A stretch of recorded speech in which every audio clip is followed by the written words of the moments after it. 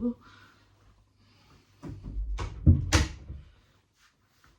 Nous sommes dimanche 14 janvier. Une vidéo que j'avais envie de vous tourner en début d'année parce que ça concerne le début de l'année. Une vidéo qu'on tourne, j'aurais voulu faire plus tôt, mais j'ai pas eu le temps. Voilà. Une vidéo qui concerne mes résolutions 2024. Alors, d'une manière générale, je ne prends pas forcément de bonnes résolutions parce que je ne les tiens pas. Donc là, j'ai essayé de m'en fixer quelques-unes. J'en ai sélectionné, oui, non. On va dire sélectionné, parce que je vois pas d'autres mots qui viennent à l'esprit maintenant. 11. Et j'aimerais m'y tenir régulièrement tout au long de l'année. Donc, je vais vous les dire.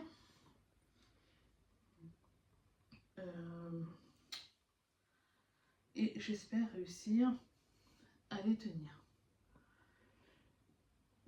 Donc, résolution numéro 1. Si vous voulez tourner la tête, c'est parce que j'ai noté sur mon ordinateur et mon ordinateur elle est à côté de moi. Essayez d'aller à la messe ce dimanche matin au moins 2 dimanches par mois. Alors, j'ai toujours été croyante. Je suis une croyante, mais je ne suis pas le genre qui va à la messe tous les dimanches matins. Je ne fais pas la prière tous les soirs. Mais je me dis que ça peut n'être que bénéfique même si je fais ma prière tous les soirs, d'aller au moins à la messe ce dimanche matin. Donc je me dis au moins 2 dimanches par mois, c'est déjà une bonne chose. 2 dimanches par mois, pourquoi? Parce que en ce moment, je suis en arrêt pour ma grossesse, donc je pourrais y aller les 4 dimanches.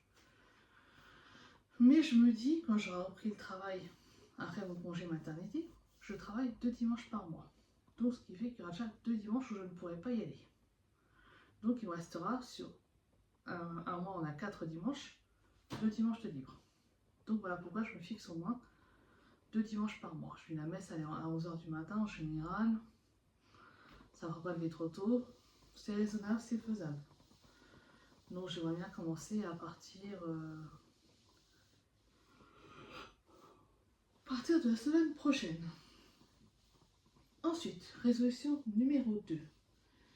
Ne laissez personne marcher sur les pieds ou me manquer de respect. Alors, je mets ça pourquoi? Parce que je suis une personne qui est très gentille, voire peut-être des fois trop gentille.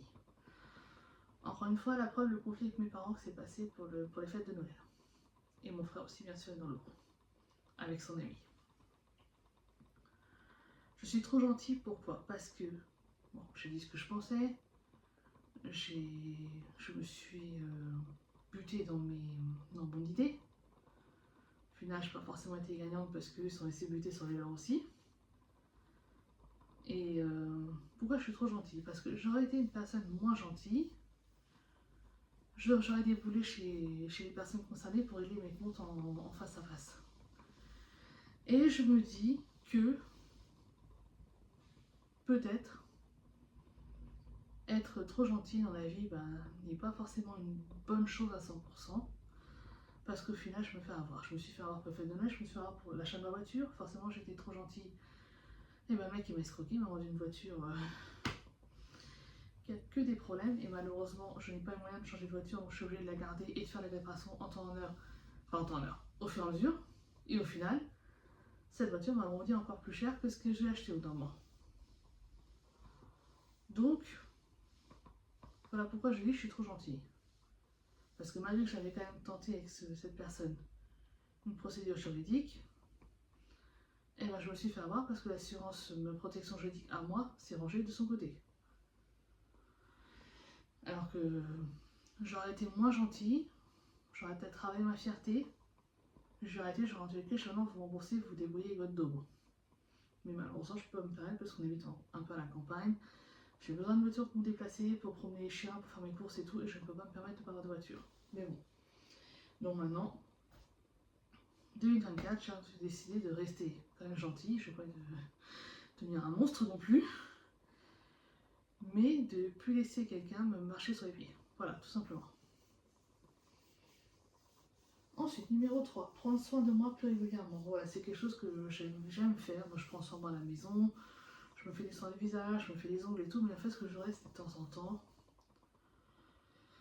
me consacrer un petit budget Oh, c'est heureux, c'est quand je tombe vidéo, j'ai envie que je baille. Bref. Pour une fois par mois m'offrir un petit massage, un soin chez esthéticienne, voilà. Je fais pas un truc de ouf non plus, mais de temps en temps un petit massage, franchement ça fait du bien et j'aimerais trop pour m'offrir ça. Donc voilà, prendre son repas régulièrement, c'est ce que je voudrais faire.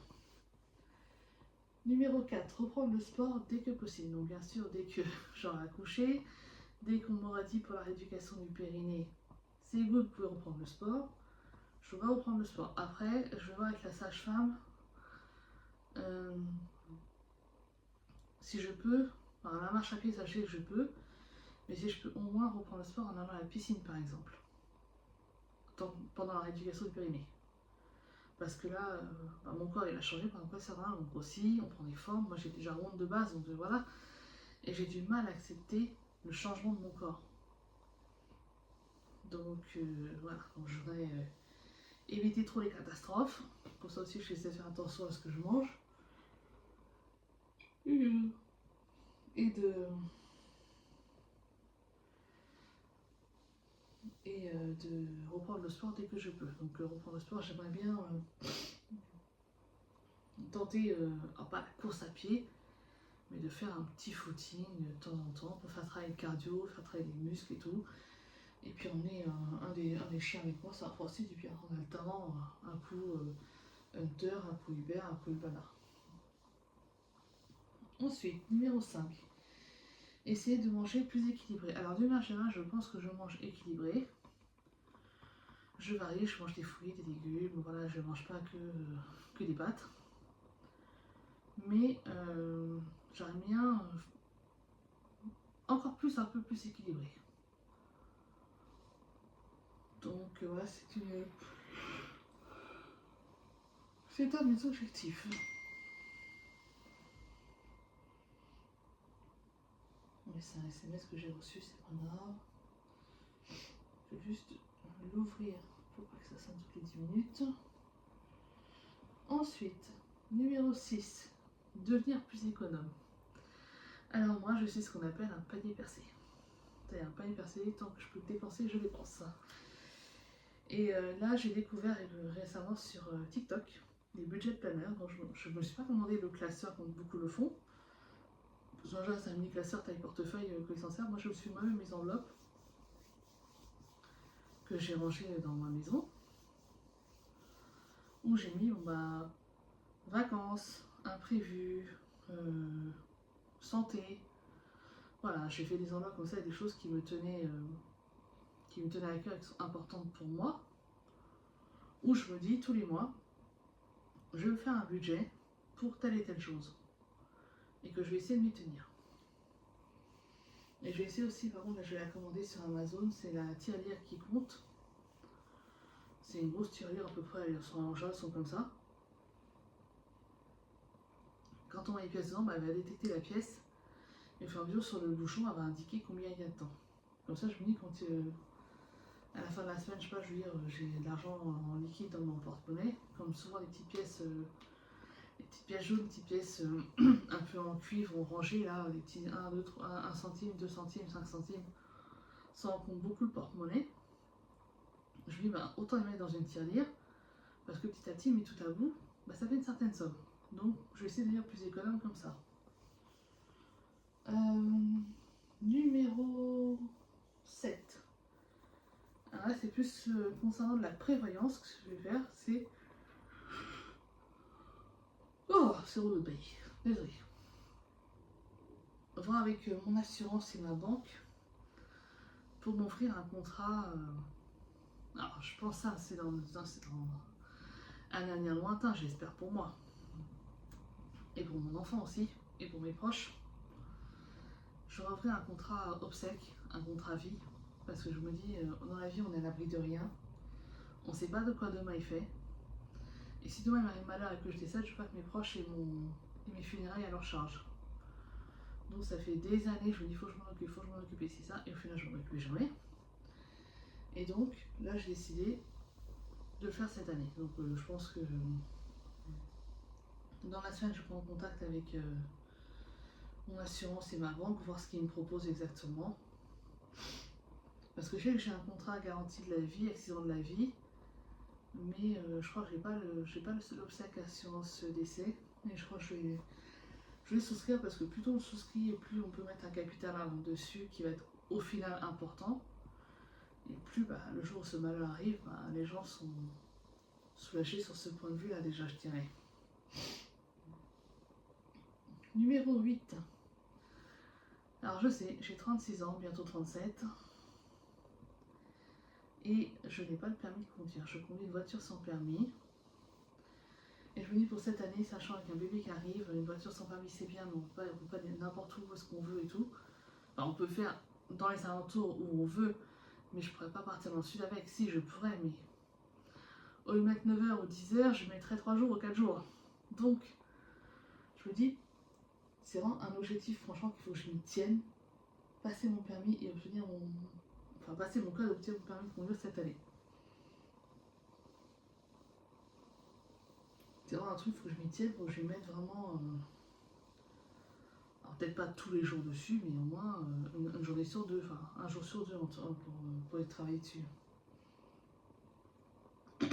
Ensuite, numéro 9. Partir en vacances cet été. L'année dernière, je suis partie. Oui, j'étais partie. En août 2022, oui, j'étais partie. Non, en août ou en juillet, je ne sais même plus. Oh là. C'est en août. Et là, cette année, je veux repartir. Même si je pars que dans la famille, je m'en fous, mais je veux changer d'air. Je veux partir, je veux changer d'air. L'air parisien, moi, ça me déprime. J'ai envie de changer d'air, j'ai envie de sentir l'air marin, j'ai envie de voir d'autres paysages. Donc, c'est mon objectif cette année. Il faut vraiment que je m'occupe derrière de ça aussi, d'ailleurs, parce que plus on réserve tôt, plus on a des choses intéressantes. Partir en vacances. Numéro 10. Lire au moins un livre par mois. Avant, je lisais beaucoup parce que je prenais les transports en commun très régulièrement. Donc, dans les transports en commun, on a 2 voire 3 occupations. Soit on lit, soit on écoute la musique, soit on discute au téléphone, ou alors avec une personne qui nous accompagne. Et bon, des fois j'avais personne, des fois j'ai pas envie d'écouter de musique, donc souvent je lisais. Et donc je lisais 1 ou 2 livres par mois. Et depuis quelques années, j'ai perdu cette habitude. Et pourtant, j'adore lire.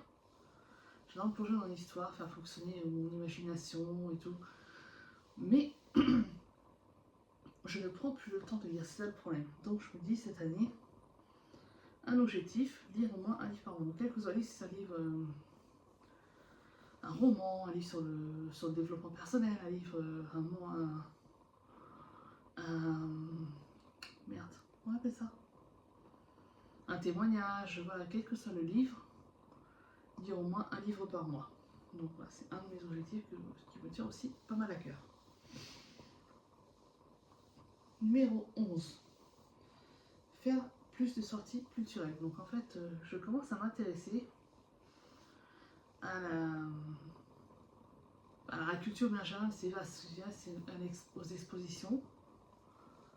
Peinture encore pas trop, mais aux expos de diverses choses et variées. Et je me dis, ça serait pas mal d'en voir un peu plus par mois, je pense, en voir 1 ou 2 par mois, ce serait bien. Parce que ça fait découvrir d'autres choses que je ne connais pas forcément, ou des choses que je connais déjà, mais les approfondir. Et culturellement parlant, ça peut être que du positif. Donc je me dis, un de mes objectifs, au moins, je me dis faire. J'ai marqué sur mon papier un peu plus de sorties culturelles, mais si j'en fais au moins 1 voire 2 par mois, ça serait déjà très bien. Donc après, ça peut être aussi aller au cinéma voir un film, hein, parce que aussi ça fait découvrir d'autres films ou d'autres genres de choses qu'on a l'habitude de voir à la télé. Et puis ça fait sortir, ça fait serrer l'esprit. Après, bon, c'est sûr, le bébé sera une organisation autre. Donc il va falloir que je fasse ça en fonction de quand Mathieu sera dispo pour soit venir avec moi, soit qu'on trouve quelqu'un pour garder l'enfant, soit qu'il le garde. En tout cas, c'est aussi quelque chose qui me tient à cœur. Ensuite, numéro 12. Essayer de voir plus régulièrement les gens que j'aime. Alors, je m'explique. J'ai des amis et la famille qui sont ici, mais j'en ai aussi qui sont un peu à droite à gauche en France, en Normandie, à Toulouse, dans le sud, voilà. Et ces gens-là, on les voit pas souvent. On se parle sur Messenger, sur Internet et tout, mais j'aimerais bien réussir à les voir un peu plus souvent. Donc, un de mes objectifs, ce serait au moins d'essayer de les voir 1 à 2 fois par an. Donc de s'organiser un week-end ou autre chose.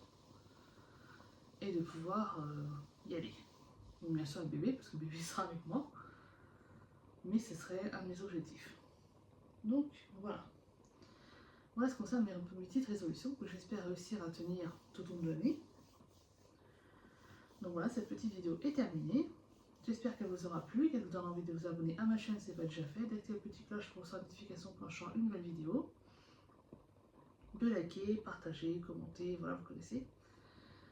J'aimerais bien que vous me dites en commentaire si vous aussi vous avez pris des résolutions pour 2024 ou pas. Alors il y en a beaucoup qui prennent des résolutions typiques, arrêter de fumer, reprendre le sport, essayer ça. Mais est-ce que vous en avez pris d'autres un peu plus, genre devenir plus économe ou me faire un peu plus plaisir, prendre plus soin de moi, ou dormir un peu plus, me coucher plus tôt, je sais pas, des trucs comme ça. Donc, est-ce que vous en avez pris des nouvelles pour 2024 ou pas? Si vous voulez me dire en commentaire, j'aimerais bien voir.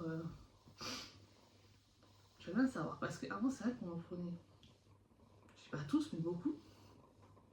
Et maintenant, je trouve que ça se fait de moins en moins. J'entends beaucoup de gens qui disent oui, moi j'en prends pas parce que j'y tiens jamais, et c'est ça. Et j'ai l'impression que ça fait genre en fait, d'habitude j'y tiens pas, donc cette année, moi je vais pas essayer, je vais pas réessayer pour voir si je vais mieux les tenir. Donc dites-le moi en commentaire si vous en prenez pas. Et moi je vous fais plein de gros bisous et je vous dis à bientôt dans une nouvelle vidéo. Bye bye.